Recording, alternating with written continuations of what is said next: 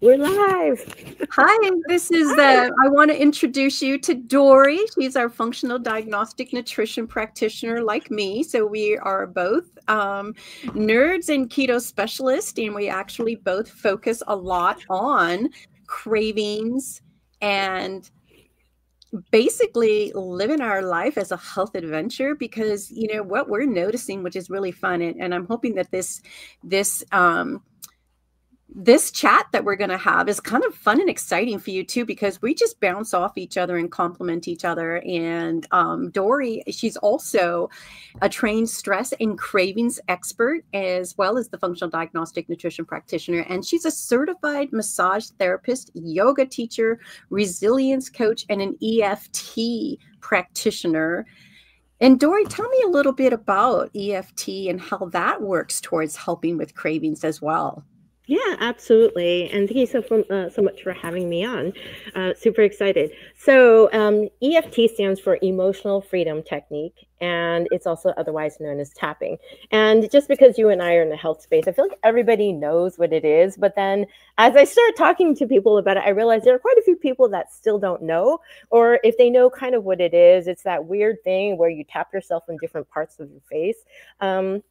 And the thing is, I'm really interested in energy medicine. We're learning more and more about it as we go. It's sort of like, Lori, that saying that the scientists climb up a mountain and mystics are sitting there waiting for them, because a lot of the things that we knew intuitively or through being more in tune with our bodies, we already kind of understood it. And the ancients kind of understood that the body has different circuits that it runs through, much like in a house, the electricity. And so if there's something that happens and you override a circuit or you overtax a circuit, then it'll zap, right? And all of a sudden you don't have any electrical current going through that system. Well, EFT is very much the same way. We run on, we're kind of electric, right?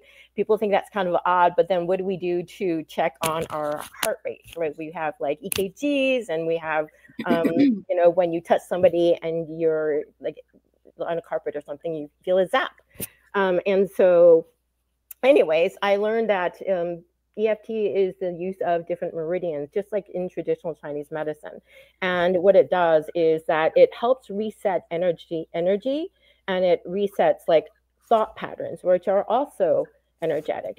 And so with EFT, one of the reasons I started looking into it was because there was a lot of stress. So it helps with a lot of stress, pain, anxiety, those kinds of things, plus physical issues.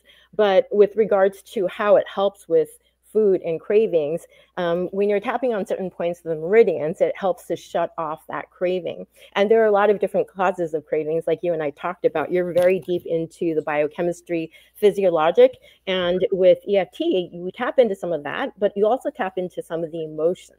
A lot of times when people have craving, it's because they are looking for comfort. They're looking to soothe some kind of emotion that's really causing agitation. When you think about our first sources of comfort as humans, used to be like mother's milk, right? That was one of the first things. And anybody who's nursed a baby or maybe was interested in the whole process, it was not only a source of nutrients, but it was a source of comfort. And so it's not unusual for people to use food as something that's for a source of comfort. We use it to celebrate. We use it to do all kinds of things that are beyond just being satiating on a physiologic level. And so with EFT, what I found is there's literally a cravings tapping sequence. And so for some people who are interested in giving it a try, it can actually help you with addiction, with negative thoughts. It's been one of the most, in addition to EMDR and cognitive behavioral therapy, really powerful for post-traumatic stress disorder, which is another reason why I learned to become an EFT practitioner, because I know people, and I have people that I love dearly who have PTSD, and one in particular who has combat trauma. And so it's something that's really powerful for a lot of emotional aspects and also some physiological aspects of health and wellness. Yeah, so there's so many sides to cravings and hunger, and the emotional side and the stress part of it all kind of like comes in at us, and like what stress and what cravings are we specifically actually reacting to, and what do you normally go about working on with somebody to help them reduce their cravings in their diet, or in their body? Do you start first with diet? Do you look first at their lifestyle? What do you normally arrow in on when you're looking to help someone reduce cravings? Yeah, that's why I think you and I have a lot in common. So we definitely look at the biochemistry as FDNs. We test, don't guess. At the same time, we have an awareness that lifestyle is about 80% of it. But you know what? I guess I would look at what the person is dealing with and where they are struggling with the most. One of the things that I really believe in is like you can't follow through with a lot of things if you're in a state of chronic stress. Literally, you're in the fight, flight, freeze mode. And so when you're doing that, it's like, follow my protocol and do these 10 steps and then take these supplements. They can't do it. In fact, this is going to stress them out even more. So for people who are in that state, I start working on yoga teacher, right? And EFT and meditation and all of those things. That's why I study a lot of those things, because for myself, that's what I was struggling with. I couldn't really follow through on a lot of things I knew that I should do because I was in freeze mode or I was in flight mode. And so for people who are in that situation, I would calm the nervous system down and teach different things like EFT. Breath work actually helps you calm your nervous system down or give you more energy. We have our own, transmitters and access to our wonderful pharmaceuticals in our own body and biochemistry.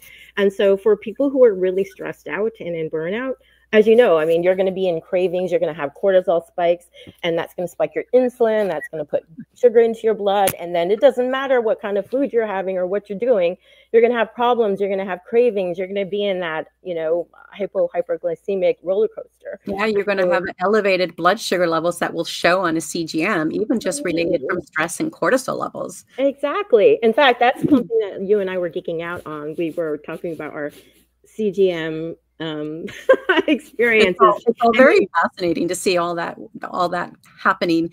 And one of the things that I always focused on was that, that biochemistry of getting outside and getting nature and getting sunlight and getting that movement to just balance the nervous system. And I love being barefoot. And I think it's such a powerful process to get earthing and grounding, because you just can release all the stress and tension from your body by just barefoot.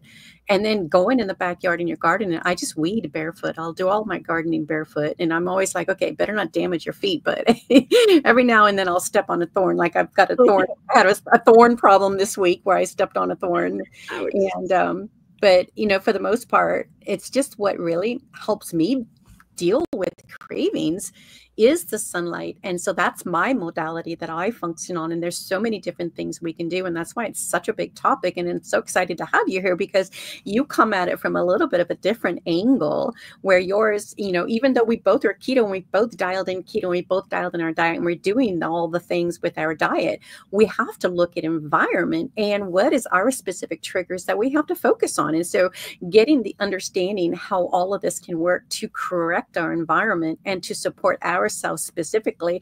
Like sometimes I just need to have a macadamia nut. I mean, seriously, I need to crunch on something, And so that might be something that I need to do to just have a little bit of a stress relief. And sometimes it's chewing. I mean, I like to chew things, and that seems to make a difference, right?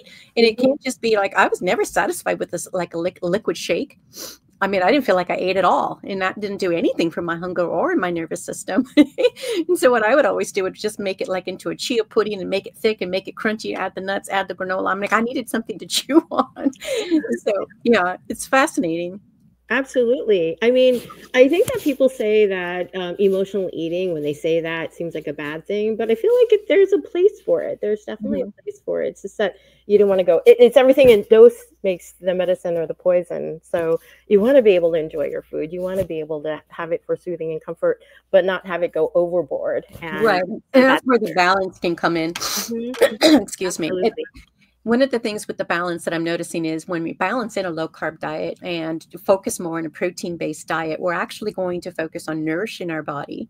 Because a lot of the times, if people don't realize it, as women, we've been dieting for how many years? 50 years. If you're over 50, it means sense to people diet as young as 10 and 12. I had to, and so we're chronically malnourished if you've been dieting your whole life in a low calorie, low protein diet. And so when we get our diet right and we actually bring in the protein to nourish our body, those are some of the places to start, because we want to make sure that that avenue is corrected and that we are getting the nutrition that we need and that we're nourishing our body. Because if you're starving, there's nothing you're going to do that your body, as soon as you put in food into your body, it's like, oh, thank God, food, let's just grow some fat cells, you know? Absolutely. So, That's such a good point. I yeah. mean, you saying that. Somebody rang the doorbell. My mom opened the door. Somebody saw me, and I was a little kid. Like I was barely the height of the stairwell railing, and she said, you know, she's a little bit chubby. You should probably Oh put my her on the gosh. diet. And Oh so my when you said that, you had to. gosh. I'm thinking, Laura, you and I have been starving all of our lives. Doesn't that make you kind of angry? No wonder we're kind of like trying to make up for lost time. It's almost like sometimes people eat because they're also angry too, right? I'm like, Well, and that, yeah. And but that's you're something right. I've been hearing about too. Like when we Mhm. even start like a keto diet or a carnivore diet, we're starting to give our body nutrition, and it may be all of a sudden we feel like we're eating too much and we're gaining weight, but it's probably because our bodies have been starving and it needs to take that nutrition and process it before you get to the point. And then you got to balance everything. We got to balance our environment, our toxins, our nature environment, to get our bodies back into balance and let our body know that we're not in a starvation mode, that we are being nourished and that we are feeling healthy, to get that balance so that we can actually balance weight loss and weight gain. Absolutely. To get it to do what we want. Yeah. That's such a good point. And like you said, we've been told all our lives, I mean, our generation, not to eat fat, and that, you know, it's calorie in, calorie out, and, you know, not to overeat. And we were trained to kind of leave stuff on our plate and to count our calories, and fat was the worst thing ever. And I know that you experienced that when you're coaching people. They're afraid to be full, and they're afraid to add that much food on their plate, and especially they're afraid to eat fat. I Right. remember when I started with the keto, it's like there's no way, but I was so desperate to heal and feel better. I just kind of went through, but I feel like that's where I think coaching is really helpful, because you have somebody telling you, hey, it's okay, this is not normal, you might have this happen or that happen. Maybe your body, like, I love what you said about adaptation, like your body's not used to breaking down, absorbing fats, and so you're thinking, this is why I can't eat this much fat. And then you have somebody who knows, you know, the ropes, and say, well, you know, you haven't been really eating that much fat, so your digestive enzymes are going to be able to like digest whatever it's used to digesting. Now you're going to teach your body to kind of adapt and be able to eat in this new way. And then, yeah, weight gain, that's really scary, right? Super scary, especially when you've been told all your life, like, your worth is wrapped around your size. And if you gain weight, then your worth has just gone down a few pounds, right? Right. Well, it went up a And few pounds. it's so intricate. And the way Yeah. that I like to start with it, and I know it's a little bit different from on the way you work on it, but I work on it specifically from, you know, the test and not guessed. And then we run the labs, we find out where your hidden food sensitivities are, to turn off that response in the body and to take out the foods that are causing inflammation. Because if you have inflammation, that can create more hunger and cravings in your body because you're not being nourished. And when you have food sensitivities, it's usually a signal that you've got the leaky gut and you're not absorbing the nutrients. And then we want to take a look at your digestion. If your digestion's not working, then you can't break down your foods.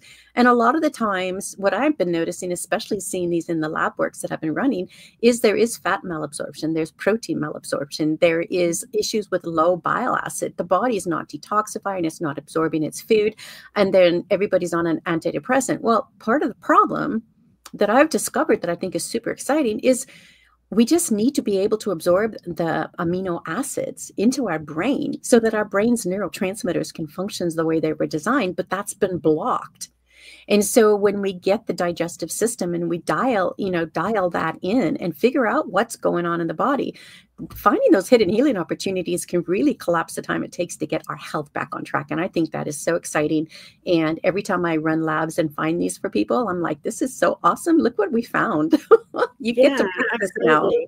Yeah. I mean, as FDNs, I think that's one of the first things that we want to make sure that we're not just throwing things at people and kind of making it generic, because that's one of the tenets of functional medicine. Everybody's body is unique. And so what's going to work for you may not work for me. I mean, we've been talking about that, like you're doing this, I'm doing that. And oh, wow, that worked for you so well. And it's like, Yeah. I tried it and I've got to do something else is going on with my body. And so we're like both troubleshooting and talking about, and that's been part of the fun. And like you and I are always geeking out about labs and, you know, how you're running, like what's your HTMA doing or what does your Dutch say or what's going on? I just sent my HTMA out today. Oh, yeah. Let's see what it is. I'm like, okay, it's time to check. I'm going to send it out. So I just cut my hair last night and put it in an envelope. So yeah, exciting. it's super easy, right? But like you said, I mean, it always comes back to, I think it's a little bit of a lot of different things. And so it's like finding out which combination of things are happening in your physiology. For some people, like you said, it's a hormone imbalance. Somebody might have a pathogen. But a good indicator that you have issues with your gut is food sensitivities. It's going to show up somewhere, and that is going to create inflammation. And people may not even be aware that that healthy food they're eating is the thing causing the problem. And so, you know, you could eat the healthiest food on the planet. You could follow some kind of like template or protocol, but because your own physiology can't handle that food, then you're not going to see the same results. Usually it's not just one, Lori, I'm sure, Yeah, right? You're not usually seeing one bright lot. red on the test. Right. And the reason I work with a low carb diet is because not only has it been part of my healing journey, but it's the one thing that I've noticed that really helps everybody kind of reset the metabolism, rebalance the blood sugar. Because if your blood sugars are elevated, you have insulin resistance, your metabolism's not working, then your thyroid's not functioning. You can't even get the energy you need for your body to function. And so we have to get your energy process working again. And so we have to take away the interferences, take away the food sensitivities, and get the body back to a point where it can actually function the way it's designed. And as long as you've got insulin resistance from high blood sugar, then there's going to be a problem. And so that's why I always work with a low carb diet. And, you know, whether or not you start lower in the low carb diet or higher in the keto diet, it just depends on where you are in your body. I don't think there's any wrong. I think it's just a matter of just getting started, reducing the blood sugar load on the body. And what's really cool about that is when you reverse insulin resistance, control your blood sugar, your cravings go away, because all of a sudden you're now focused on the macronutrients of fat and protein. And you start to have better brain energy. You start to turn off the inflammation in the body. And all of a sudden, you've reset your metabolism. You've dropped 20 pounds. And it's just like a miracle, because it's like, damn, I feel better than I've ever felt in my whole life. And that's why it works. It's funny. You and I are talking often, right, about like, I can't eat anymore. It's like, how do we get our calories? How do I get all the food in me? I was eating trying out the new fudge recipe that I had written for my cookbook that's coming out this week. And I had, you know, I didn't have very much of it. And I had dinner. I basically had one meal yesterday. I had a very light breakfast, and then I had one big lunch. And then I wanted to try the fudge. And so I had that with a cup of coffee. And then, you know, and it's used allulose. I wanted to specifically use allulose for the GLP-1 activation process. And so one of the things that was really interesting with that is that I started to feel a little, if I overeat, I get nauseous. And so that my body's telling me that's the GLP-1 process working in your body. It's like if you eat the fat and the protein and satiate yourself and actually eat your meals, eat the right food, you do that process naturally, and your body will say, oh, I think you're done. Because if I've ate and I try to have a bulletproof coffee, I'll just like, okay, I guess I don't want that in my body, because it doesn't happen that often. But every now and then I'm like, okay, you don't need to eat anything. You're done, because my body will just tell me I'm done and I can't eat anything else. And so even right now, I'm basically eating like one big meal a day. I might have earlier breakfast and then one big lunch. And then I'm done eating by 3 o'clock.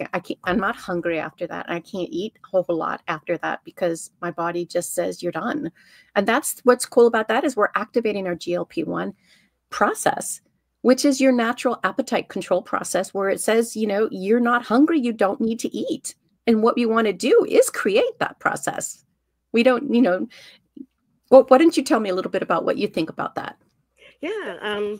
So basically, for the way that I approach things, if sometimes you eat because, not because you're hungry, but because there are other things going on. But absolutely, it's so powerful to have your body signal. I think that's one of the cool things. We have all these gadgets. We have continuous glucose monitors and things like that. We have our P6, the ketone sticks, and we have like the finger pricks and all those other things, because your body is telling you in so many different ways what's going on. And I know that you do a lot of, heart rate variability and those kinds of things.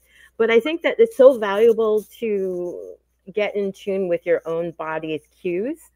And one of the things that happens when, like all the things you said, you're taking in the nutrients. After the age of 35, most of us start tanking with our digestive enzymes. And so we're not breaking down, absorbing the nutrients. And so I know that you and I talk about digestive enzymes, increasing your ability to break down, absorb the foods, take out the foods that are causing inflammation with your food sensitivity testing method. And then you increase your protein, like you said, and have enough fat. Fat is a thing that feeds your hormones, right?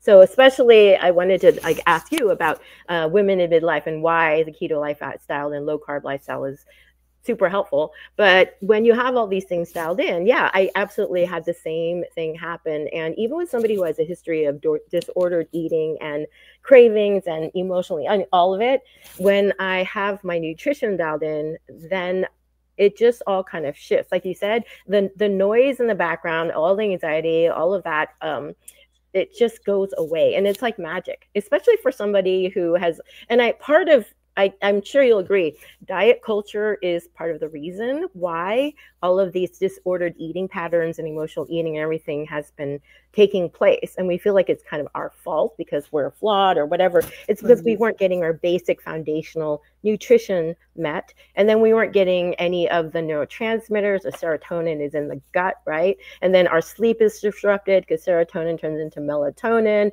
Poor sleep too. Like that's something else we could talk about with cravings. But all of these things go offline. But when you actually give yourself a true healthy diet and you live the lifestyle that's not stressful and constantly on the burn doing this, that, and the other, and there's something called the rushing woman syndrome. We always feel like we have to do something. I read that book. It's so cool. Yeah. I mean, she breaks down the biochemistry of why people in midlife and beyond are the most burnt out. We're taking care of our kids. Many of us are taking care of our aging parents. And we're trying to recreate what our lives are supposed to be after a huge journey of a lot of stressors and a lot of misinformation about health and nutrition and also exercise, right? Yeah. And then that's the other side of it. As we're getting older, we got the adrenal burnout because we've been doing all the things. Cortisol level's been super high for 20 years. And all of a sudden we have low estrogen and we're going into menopause and we have to rely on our adrenals, which are burned out.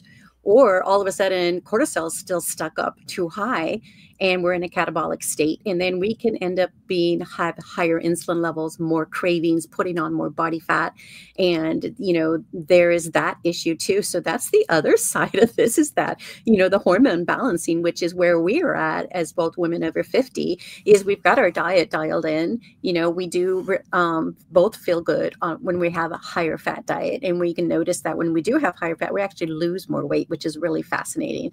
And that makes it exciting because we get that keto brain energy going.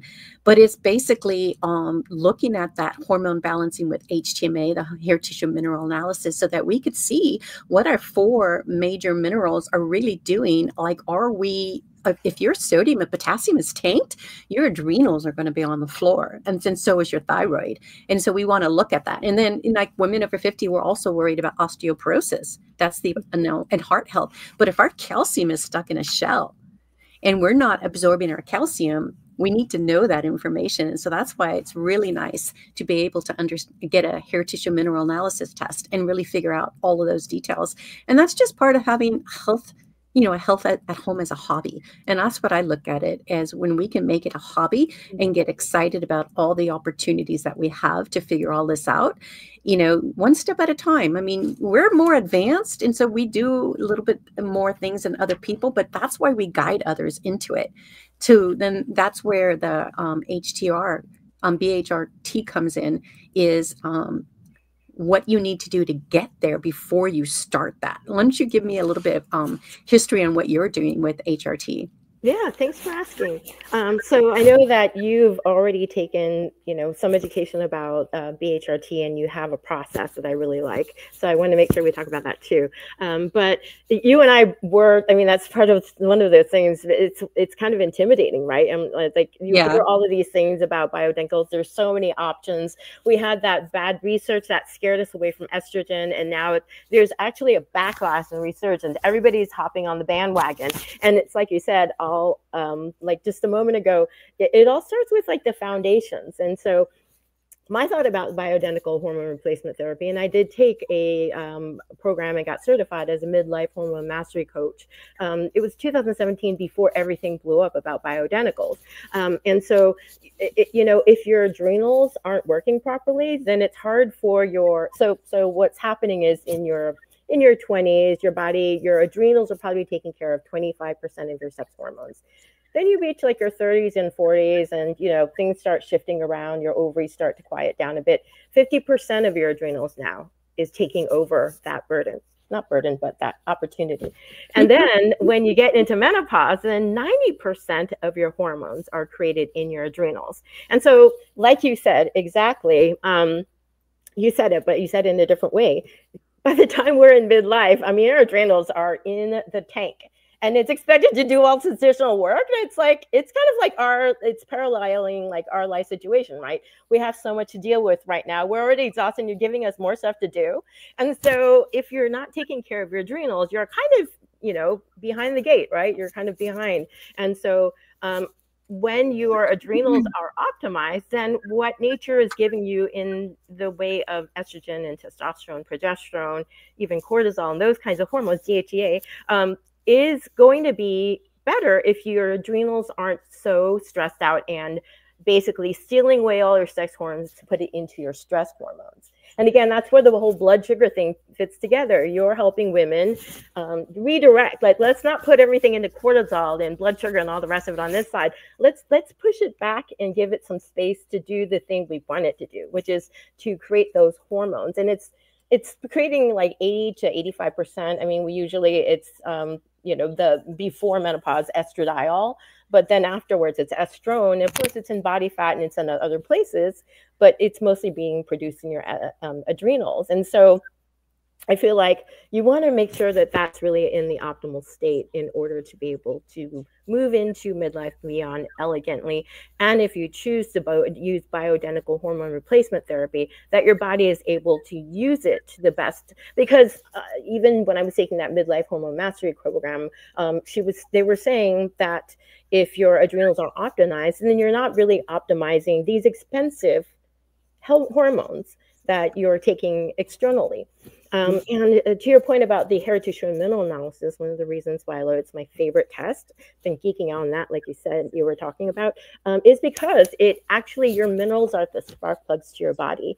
And it does have different markers to tell you, are you really getting enough nutrients? Remember, I was saying earlier that our body is electric. Well, these minerals conduct, right? So if you don't have any minerals in the right balance, then it's not able to conduct properly. And just like when a circuit breaks, right? Something stops working. You can flick the little on and off switch as much as you want. Nothing's going to come on. But when you have everything in the right place, and you turn the circuit on, boom, everything starts to work. That's kind of how it feels when your nutrition is dialed into your point. Like, that's, I think, major. But then when your minerals and your nutrition, everything is online, everything starts working better. And like you said, with the hair tissue and mineral analysis, we're looking at the 4 main minerals: calcium, potassium, magnesium, and sodium. And like you said, the sodium, potassium, that is where, I mean, your energy, your vitality, that's what it's called, the vitality ratio, comes online. The calcium and phosphorus is your metabolism. So it's seeing if you're a slow or fast oxidizer. So that really helps you see where you are on that continuum. Then there's a thyroid marker. Of course, if your thyroid is slow, the metabolism slows down and your system starts slowing down. You can't digest or move, or your energy and everything is slow. And so you can imagine what can happen with gut and health and brain if things start slowing down. And then there's the blood sugar, ratio. And actually, if it goes high, you know that you're having blood sugar dysregulation, or if it's very low and you want to regulate it. And so magnesium is one of those things where if I see it low on a lab, I know that you probably have pretty big blood sugar imbalance. Plus, like what you're saying with the calcium shell, what does that mean? It means that your calcium is over populating your soft tissue. 99% of it should be in the bone. So the three dark horsemen of menopause is brain and heart and bone issues. You know, heart attack is one of the major killers of women, especially after menopause. Bone density is one of my big fears. You know, I talk about that. You know, they say that it's going to go down 20% without the help of estrogen if after menopause. And so, you know, one of the main causes of death within I can't remember what the percentage was, but it goes, your likelihood of passing away within a year of breaking a bone goes up exponentially because the hip bones specifically, if you break your hips, that is pretty much like, you know, 2 years if you're lucky. And so your mortality rate plummets. It's pretty powerful to realize that if we don't have the right balance of estrogen in our body, that we are more prone to, they're showing women getting Alzheimer's because of the lack of estrogen in the body, the right estrogen. And then also bone health is going down because of the lack of hormones, but also because women are not eating the right amount of protein to build bone. Lifetime, right? And I mean, we were saying that, I mean, we were dieting all this time because that was one of the things I thought about. And one of the reasons, to be honest, why I thought about bioidenticals, because I wasn't so worried about the heart, wasn't so worried about the brain. I have longevity in my family, so their brain is okay. Doesn't mean mine will be, but hey, I'm watching it. I'm doing what I can. But I dieted. I had all kinds of disordered eating, and so I hear that your bones are sort of it's like a bank account. Up to the age of 20, you're actually accruing. From there, it's like going downhill. I mean, you kind of use what you have. So I was dieting so intensely and starving myself.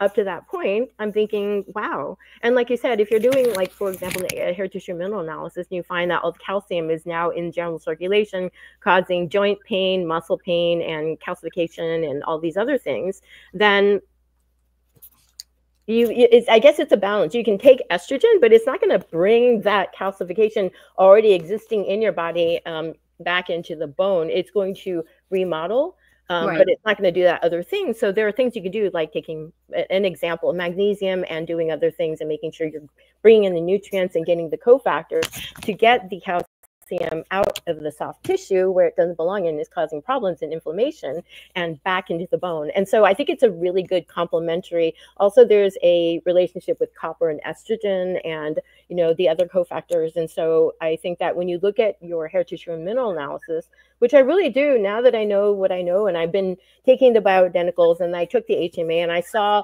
what the bioidenticals did in my case, how you can kind of, I love your term, like whack-a-mole, right? You're looking at these markers, and then you're trying to balance it out so that you can manage it in the most elegant way possible. And you can't do that without labs. You can't sit there and say, well, I think I have a calcium shell, and so maybe I'll take boron, and I'll take magnesium, and, you know, maybe some B vitamins. And so that, I think that's kind of one of the things about the hair tissue and mineral analysis, and also receptors. You know, you can bring as much hormones as you want into your body, but does it have toxins in the receptors? Do we? And so HTMA also tells you about toxins and also how well you're able to eliminate it. And so it's a rabbit hole, but that's just sort of a general idea of what that's like. If we don't focus on our minerals, then we're not going to get the right balance of our adrenals, our thyroid, our metabolism, and then just throwing estrogen or hormones into our body isn't always going to solve the problem. We want to build up to that point first. We want to make sure we're getting the right mineral balance, and we want to make sure that we're getting the right detoxification, because the whole thing goes together. Because that's why I like to run not just the GI map test to look what's, you know, or the hormone test. Like, you know, a lot of people would just say, run a Dutch test to find out what your hormones are. But I've seen too many people with elevated beta-glucuronidase where they're not detoxifying their estrogen. And even though their hormone test looks okay, there's a rise in like estriol and its elevated estrogen ratio. And it's showing me that the detoxification is not right too. So we need to look at so many different angles to truly look at this and not just throw hormones into the body and think it's going to be the right way. If you're not detoxifying it, we want to, build up carefully. Like I usually have my clients in 3 to 4 months before they even start hormone replenishment, because I want to make sure they're detoxifying. I want to see what their hormones are, what their adrenals are doing, what their HTMA shows, and that they're getting their digestion organized so that they can absorb their fat and protein. All of those things are things that we can do to optimize our health to thrive, and then replenish our hormones when we know that they're not going to interfere with what's going on. I mean, it took me over 3 years to finally break my calcium shell. And it happened last January. And I remember being so depressed when with this no sunlight, being in the house, lots of rain, and then my calcium shell breaking up. I was like, oh my God. It's going to be very emotional feeling, but it took me, I run a HTMA 2 to 3 times a year just to get this information, to keep track of what's going on. And when I had very low sodium, potassium in the beginning, and I had to bring that up so that I could bring my calcium down. And so that was really fascinating. But then in the process of that, all of a sudden my aluminum's dumping. And so now I'm getting that balance with my adrenals to dump the aluminum so that I still have better bone health in long term. There's a lot of things that we could think about. That's why we still want to, I'm going to use the term again, health as a hobby, because when we do this, then we can fine tune exactly what needs to be done with our body. But going to the medical system and complaining about a symptom gets us nowhere, because you could have 500 symptoms in your body and you're not going to be going to 500 doctors for the symptom. Well, just so that, so anybody listening who doesn't know what a calcium shell is, it's when the calcium levels gets to a certain point. And minerals are very emotional. I mean, for example, people who have schizophrenia, this is like very generalization, right? Even pseudo bipolar people have ADHD have a dysregulation of their zinc. It's been said that if you have bulimia, it's because you have low zinc. And so basically, when you have a calcium shell, that is something that causes your emotions to kind of, if it's like, I guess, chicken or the egg. But a lot of times when you're under a lot of stress over a long period of time, your metabolism starts to slow down. And what happens is your calcium levels start going up. And your calcium levels start going up. Well, it's like if you look at the calcification in your water, hopefully you don't have it, but we've all seen it. It's what's happening in your soft tissue. It's coming out of the body, and it's also wrapping around the cell. And so the permeability of the cell goes down, but also your emotions are enzymatic cellular, right? It's a cellular process. And so when you have a calcium shell, it kind of is almost like you're dissociating or just trying to numb your emotions, because there's so much going on, and so many people have this that don't know about it. And so that's why Lori was saying that when she was working through and getting her sodium, potassium, and other things balanced, that the calcium shell started breaking up. But then you start suddenly feeling things. And so that's why it's a really good thing to talk to somebody, work with somebody who knows, so that first of all, you know what it is and that you have one, but also what to do about it and how to do it in a way that's gentle, but also be aware that sometimes you're going to have like dreams, like recurrent dreams about something that happened, or you're going to have more emotions or feel a little bit like, a little bit different, a little bit more tender. But the sodium, potassium, that when it starts to rise, especially the sodium, it means that your body is gearing up and it's getting ready to have more energy and have that oomph to take on different things. And that's why the metals start coming out. And we all have toxic metals. It's just that, are you able to manage them? And so when that started happening with Lori, it embeds in the brain in different areas. It's one of the metals that shows up. Most of us have it.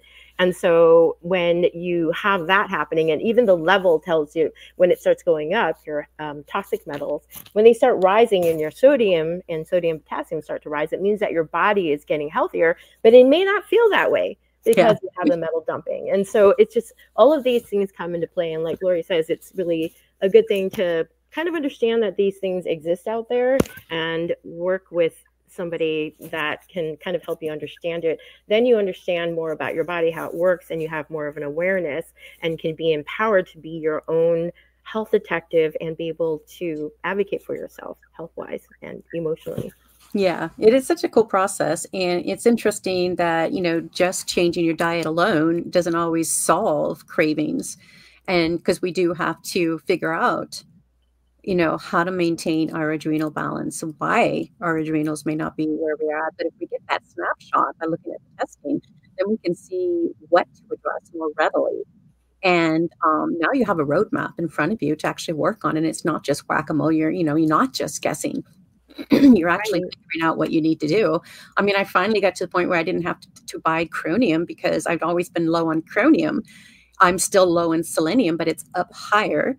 And so I always, supplement with selenium because that's my thyroid mineral. And if I needed that for my body, most people I'm noticing, I don't know, you've probably seen it too, everybody's selenium is low. We all need to seem to add that in. And I ate Brazil nuts and I did not get enough selenium from Brazil nuts. Yeah, and a lot of these things have different cofactors and all of, so it's good to, get a sense of where all your minerals are at and then be able to support. And then sometimes you're so depleted, it just takes time. It does. That's really cool. Is there anything else you wanted to talk about that leads into controlling cravings or how to manage cravings from a different direction? Yeah, I think mostly I totally agree with your process. It's got to be more customized. So I like, people say keto, so that's high fat, but then low carb, high fat, because it's more about like figuring out what works for the individual, looking at the body chemistry. And I like to often lead with stress and adrenals just because, and also that is helped with a high fat diet because adrenals, what is it made of? Your sex hormones, your steroid hormones are made of fat and animal fat. I'm sorry to the vegans and vegetarians because I used to be a vegan vegetarian, but those are actually the ones that are most usable with the adrenals to convert into your hormones. And so that's why I think that as I go, I mean, you and I talk about, we vacillate.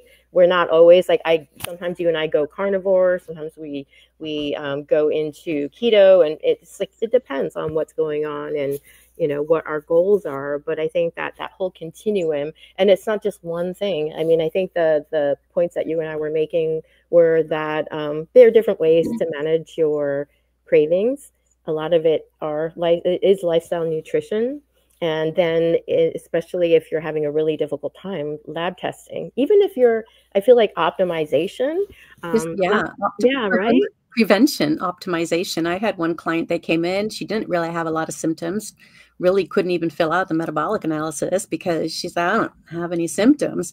And her Dutch test looked good. She had a low melatonin.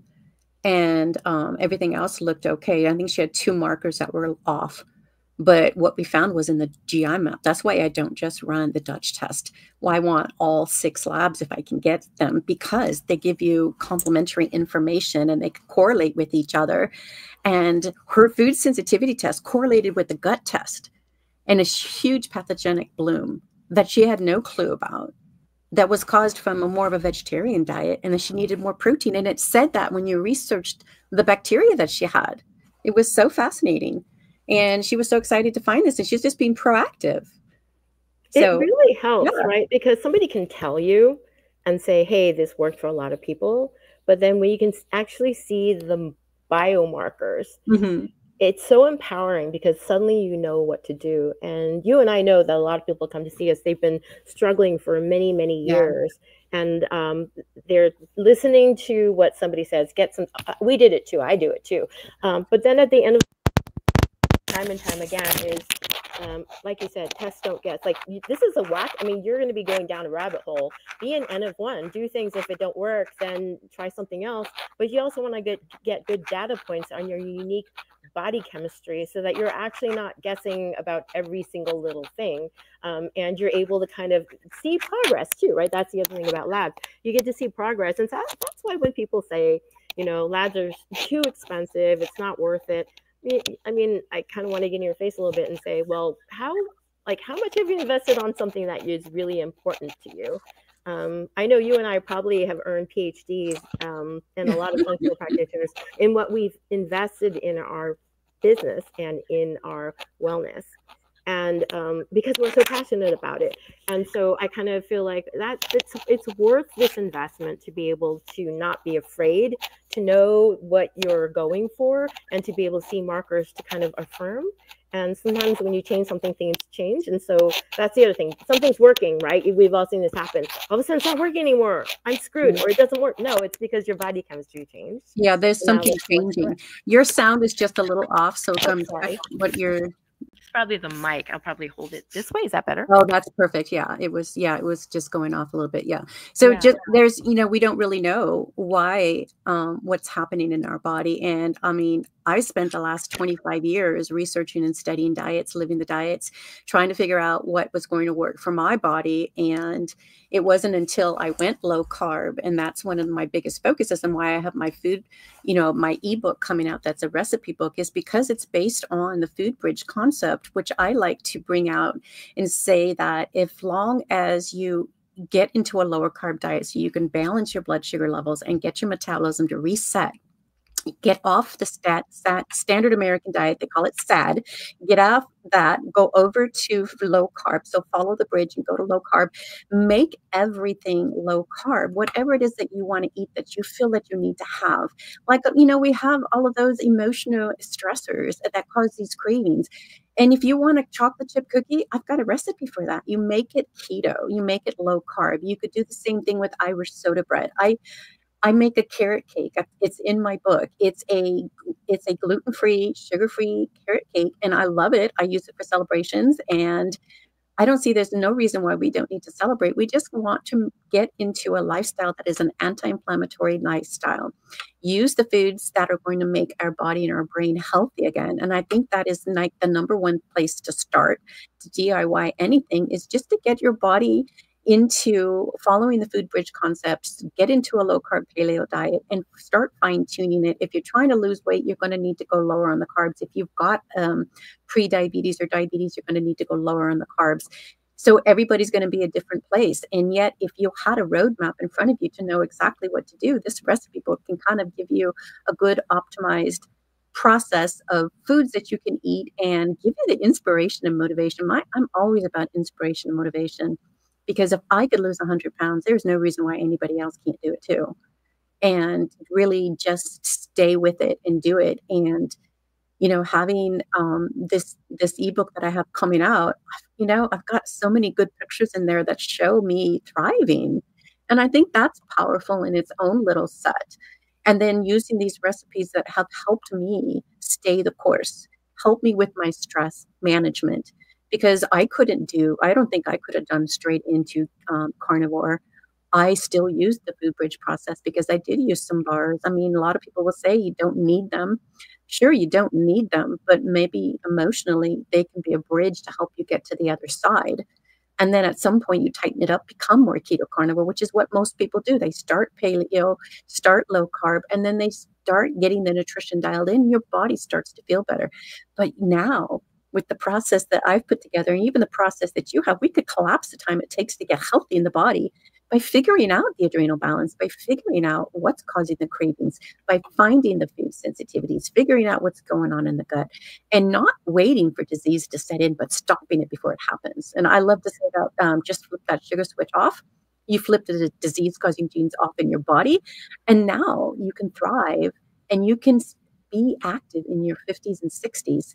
And beyond, because there's no limit to it if you just look at your health and get excited about it and look at it as a hobby and like, well, shoot, this is going on and I want to fix that. And you just know that you can. We just have to figure out what it is.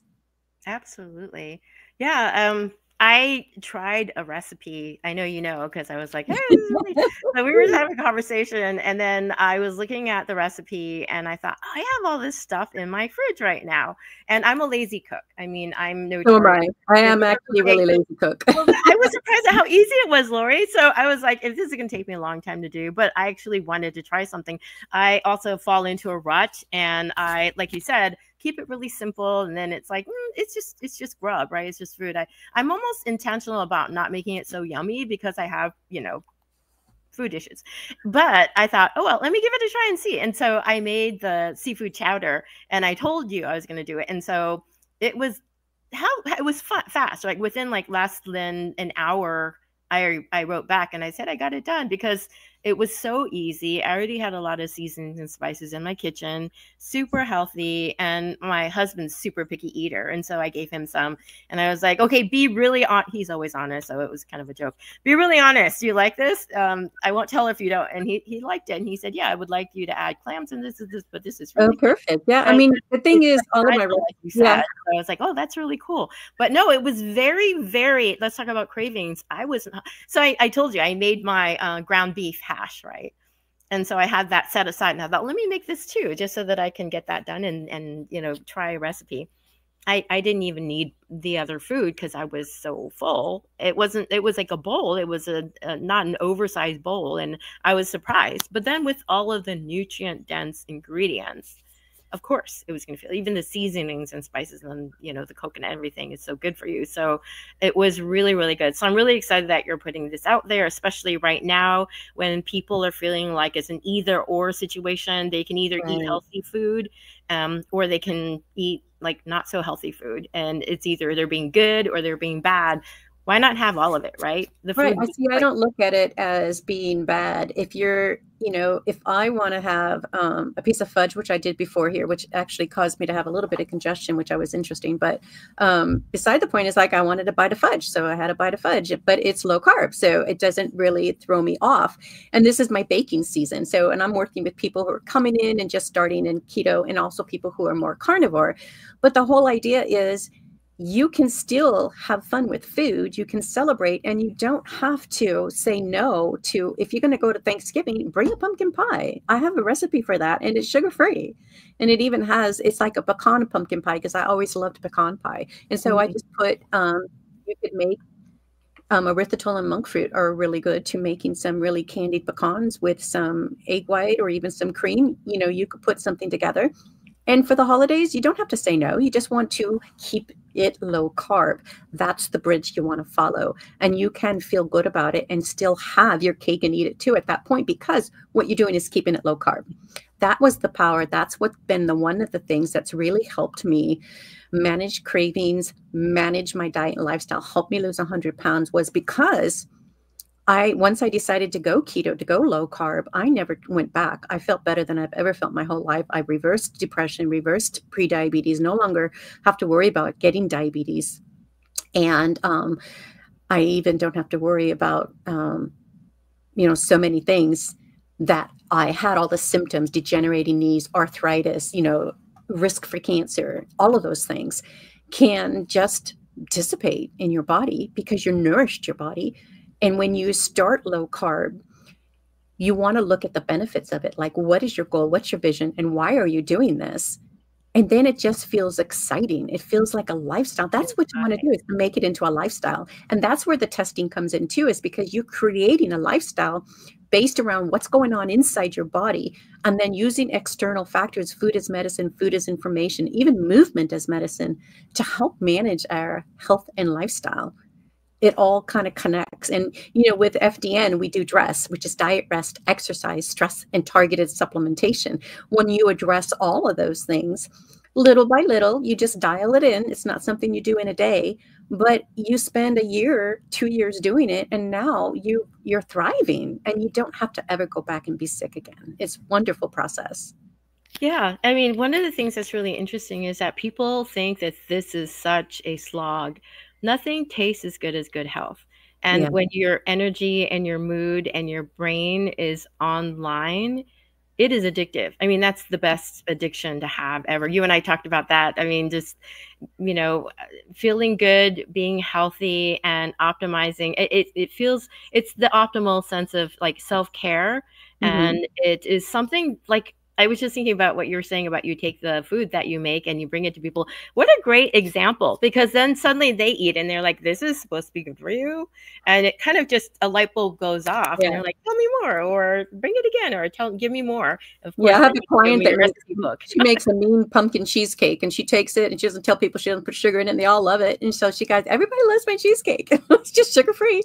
So yeah, definitely. I would encourage anybody who is looking to get healthy, looking for inspiration, good recipes, to check out this book, which is being released on Sunday, right? How do they get access? I am going to have an email going out on Sunday for my email list. So if you'd like to get on my email list, and then it's also going to be linked on my website. So I have a page on my website for that as well.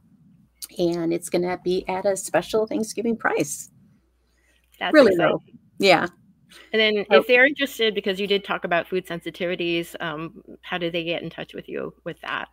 So if you're interested in getting a jump start before 2025 and you want to run your food sensitivity, I have a Foundations Jumpstart program that is 6 weeks. And it's a good way to really get started in finding out the food sensitivities, finding out more about, I'm doing a health intake with everybody, a metabolic and a thyroid, adrenal analysis. I'll look at what's going on in your body. And then with your goals and your vision and what you need to do and where you're at, then we take out your foods that you're sensitive to, start reducing the inflammation in your body. You start getting excited about things. And if you start that now and actually bring in low carb desserts for the holidays, you don't have to gain the 10 pounds. You could actually drop 10 pounds. That's a 20-pound net.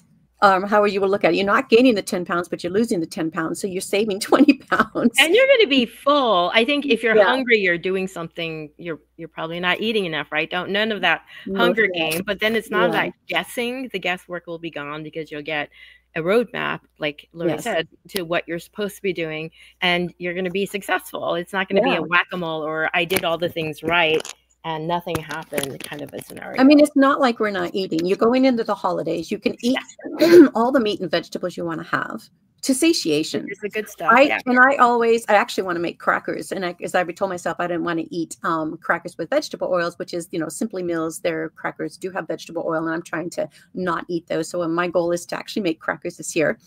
And I made an Irish soda bread, and it didn't. And the first one I made, I forgot what I was doing, and it came out to be flatbread. So I stuck that in the freezer, and it's in there, and it's going to Thanksgiving. So I've got a flatbread that's going to be great with a cheese board. And so I always get excited. I make a cheese board. I bring what it is that I want to eat. My brother does the same thing. I helped him reverse his diabetes, and we bring the same food. And I bring a sugar-free carrot cake. I mean, not carrot cake. I'm bringing the pumpkin pie, and he's bringing some coconut whipped cream. And so we just do that everywhere we go, and we eat what we want to eat. We're fully satisfied. And I never feel restricted. And the thing is, what's really cool about this is that is the lifestyle that you can create. This is what I call aging beautifully and adventurously, is because you can get out there, create more energy from the food you're eating, and just get excited to be outside and to actually participate and not feel guilty about the food you're eating. It's not about feeling guilty or being restricted. It's opportunities that you get to tune into what's going to work for your body and how you can get excited about recreating and reclaiming health after 50 without cravings, because all the cravings are just going to, not completely melt away, but they're going to be controllable to the point where you could actually dial in what's the next step and where you can go. And that's what Dory and I do. It's like, we'll start chatting, and we're like, and I was just telling her, I felt like this morning, and I did this, and I'm like, then I felt fine. Like I had some keto cookies for breakfast, and I'm like, oh, I don't have cravings today. I'm like, that worked. So just depends, but it's all exciting. I just think it's a really a fascinating to be able to take my pain to purpose process, and to have been 225 pounds and depressed my whole life to the point where I can thrive at 60 and not have to worry about osteoporosis or disease setting into my body, because other than, managing stress, which I do with it, life is a health adventure to manage stress. That's how I manage stress, making sure I'm getting the light, getting outside, grounding, all of that is complementary to the diet. And then looking at how we can manage our stress and our environment and our toxins, all of that comes into it too. And then it becomes second nature, and you don't have to really think about it. It might sound like a lot in the beginning, but that's why when you work with an FDN, we go over all of that with you. In a 3 to 6 months, we start to help you, educate you so that you know what it is that you need to do for your body. And when you're with like-minded people that are on the same journey, it makes it fun. And we can laugh about the things that didn't work, because it will happen. And there'll be some duds along the way. But then you kind of like course correct and you start understanding your body and what it's telling you. And you can be empowered with knowing how to navigate through life. I think that's one of the things that and then that's, why we also then segue into hormone balancing, because that's just another layer. Yeah, especially at this point in time, it's a lot of people get blindsided, and it's definitely something to really know. We know more than we ever did before, so we're lucky to be in this age and stage while we're in it. Yeah. So, was there anything else that you wanted to talk about with your where we can find you, as well as like where?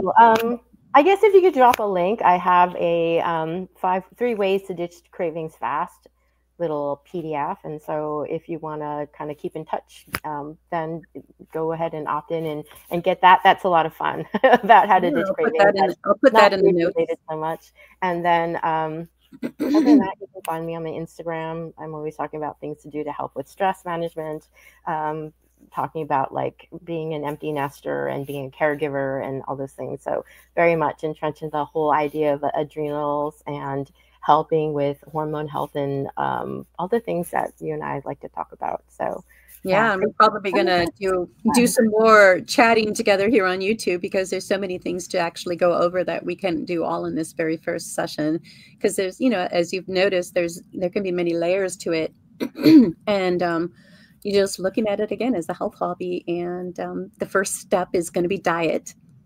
And then looking at your environment to see how you can improve it so that you don't have as much stress and cravings, because we just need to fix the diet first, and then we want to look at our environment and then fine tune it all so that there are less cravings in the body. Sounds good. Perfect. Thank you so much for joining me here today. And I really had a lot of fun talking about all this, because yeah, it's really exciting. So, all right. And if you're interested in the food sensitivity test, a 6-week jumpstart, just let me know. There is a $200 off podcast and YouTube special. That's something, if you listen to that here, you just let me know, and I'll apply that to you. And then also, hopefully you'll be interested in my Food Bridges Aging Beautifully recipe book. And it's coming out. I'm super excited. I'm still adding things to it. I'm like, just pulling more stuff out of my head and thinking, okay, I could put this in there. It's beautiful. I like the colors. And like you said, the pictures are really inspirational. And it doesn't feel like it's really, how some recipe books, you feel like, oh my goodness, I'm going to have to go high and low looking for the ingredients, or it's going to take me all day in the kitchen. It didn't look that way to me. So super excited to see more. Yes, things we have in our kitchen makes it easy. Yeah, lots of tips and hacks. All right. Thank you so much for coming on. And thank you guys for showing up and hanging out with us. And we'll see you next time. Thanks, everyone.